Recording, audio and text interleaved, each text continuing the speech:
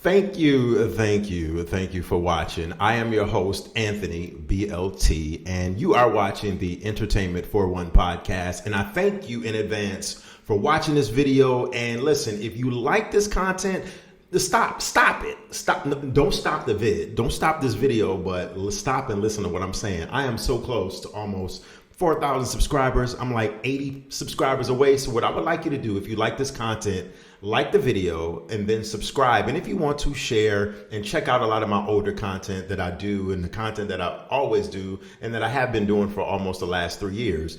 And listen, I normally don't get heated, perturbed, or I don't get a nerve that strikes me, a lot when I look at social media, especially Twitter, and of course YouTube, because there's a lot of weirdos out there. There's a lot of freaks out there, and I don't necessarily mean that in a good way. But one of the things that, and the reason why I titled this video Prejudice Reviews for the new Indiana Jones film, which is slated to come out at the end of June. So the film is not even going to come out for almost a whole month from now. But the Dial of Destiny is the 5th installment in the Indiana Jones series of films. And full disclosure, I'm going to admit to you, I wasn't a fan of the last several Indiana Jones films that have came out. I really wasn't a fan of the last one with Shia LaBeouf. I really wasn't a fan of that one.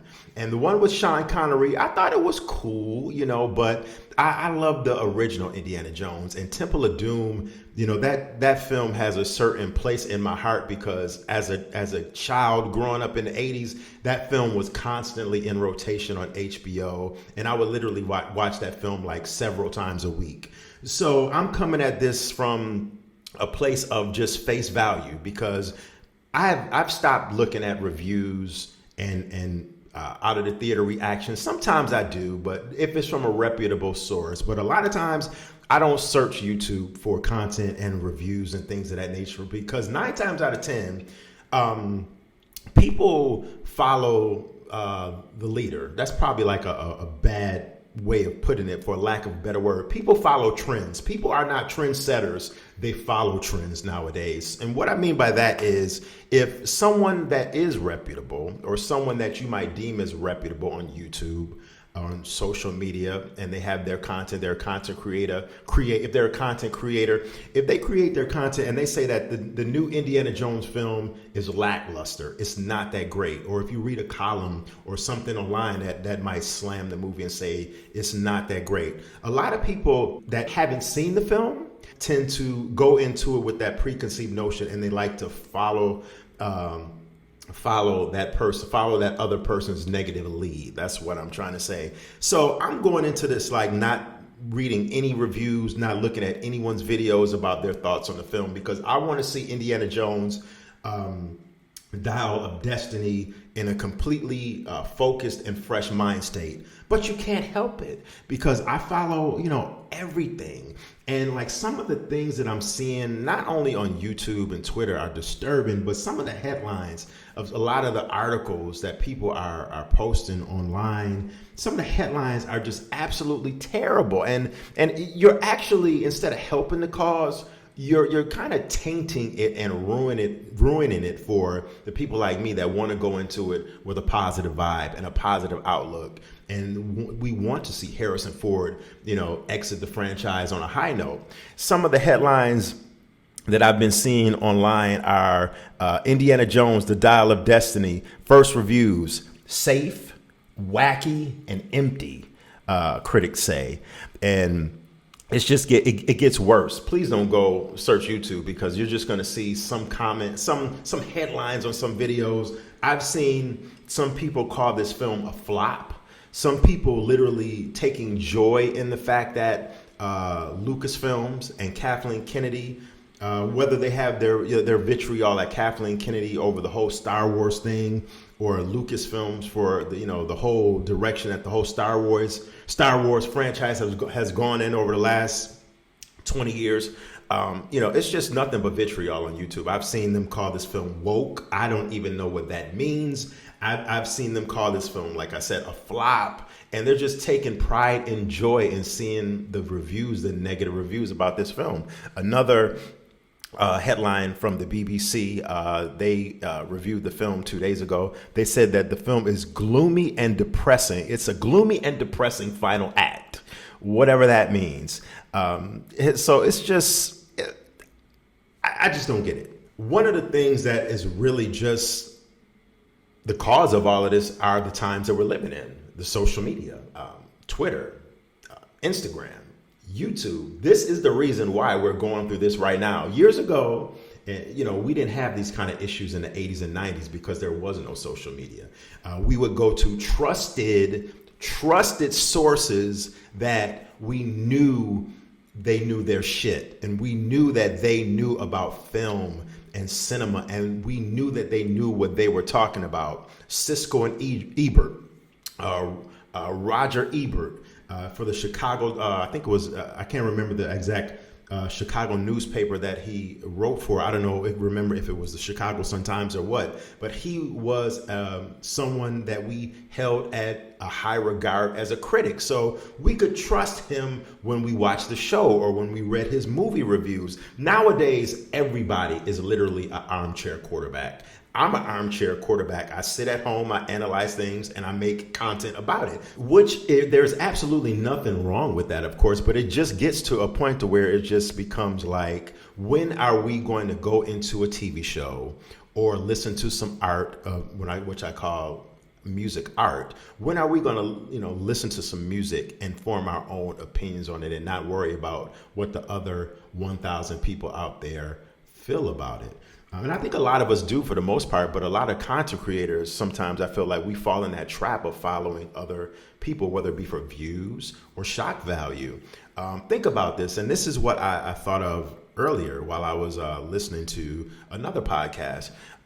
What if our films that we grew up on in the 1980s, 1990s, depending on your demographic and when you grew up, when Batman '89 came out, or in the 80s when Star Wars, the Star Wars movies came out, or you can even say Star Trek, or you can even say The Goonies, or movies like The Lost Boys, whatever your beloved film was growing up. Arnold Schwarzenegger came out with a ton of them.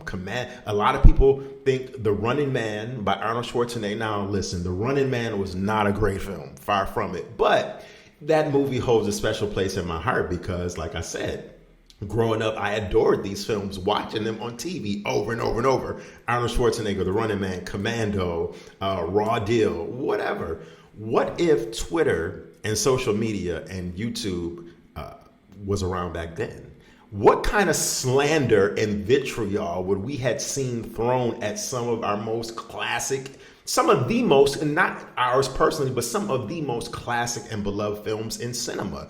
They would really have tarnished and swayed our decision thinking. And basically what I'm saying is we have to start thinking on our own. We cannot rely on outside sources to manipulate our thinking. I see it all the time with I love music. I do music reviews and I talk heavily about music on this channel. And I see other YouTubers, just frown on and just basically talk about certain albums and projects that come out as if they were not good. But in my own opinion, I think it's good. I know it's good because I'm very familiar in the world of hip hop and just music in general, especially hip hop and R&B. So you just have to tune that stuff out. I just simply tune it out. And I don't pay attention to anything. That way, when I do go into the theaters, I do grab my popcorn, I do grab my drink. I like to look at these films as just a clean slate and me following and coming up with my own clean opinions about the film. And listen, I would be an absolute hypocrite if I didn't say when I saw that first Indiana Jones trailer that I didn't feel a certain way about it. As I said earlier at the beginning of this video, I want to see Harrison Ford go out on top. I don't want to see Harrison Ford go out like Phil Collins or Ozzy Osbourne. I use that analogy to say being on stage, sitting in a chair because your time has passed you by and you're older and you can't walk around the stage and maneuver and perform how you used to 20, 30 years ago. I want to see Harrison Ford go out on top. And from the trailers and the previews that I've saw for the film, it looks like, he looks good. He's in great shape. He's doing his thing. He's active and maneuvering and things. I don't know. Of course, they're using stunt doubles for like 95% of this action sequences, but he looks very good. The only complaint that I really had about the trailer actually was the amount of CGI.